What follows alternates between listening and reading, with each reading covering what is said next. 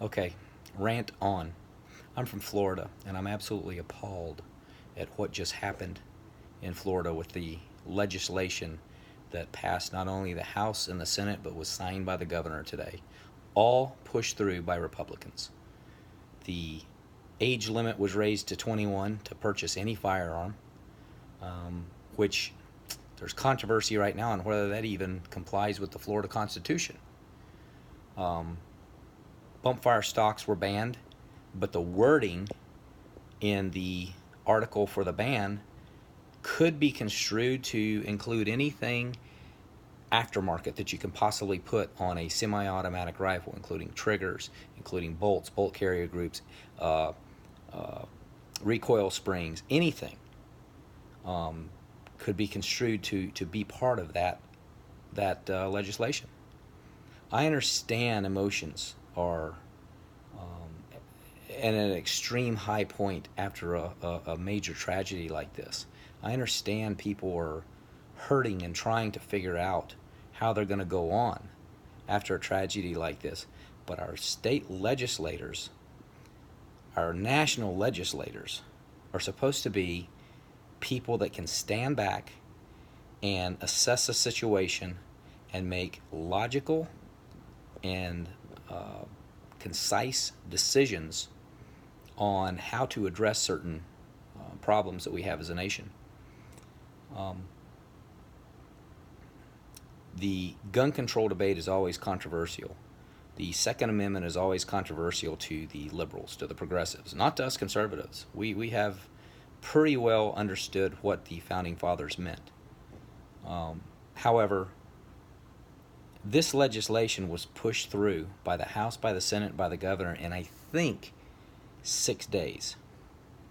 If you go back in history and you look at the Founding Fathers when they were actually forced into writing a Bill of Rights by the state of Pennsylvania, because most of them didn't believe we needed a Bill of Rights. They believed that it would potentially cause exactly what we see now. People would look at that and say, well, these are the the only things that are protected, and we as a government can do anything else we want.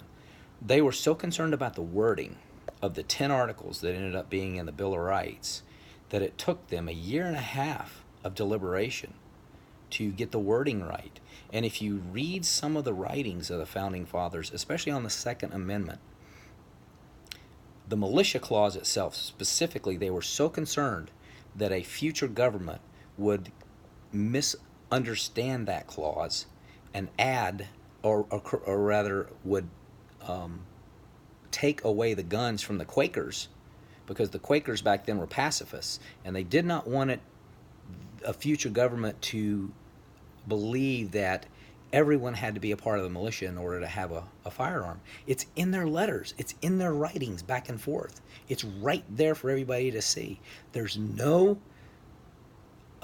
misunderstanding in their intent, in my opinion, and in most of the people that I know and deal with and talk to about this subject. It seems that it's the liberals that are the only ones that have a hard time understanding it. And frankly, I don't believe they have a hard time understanding it.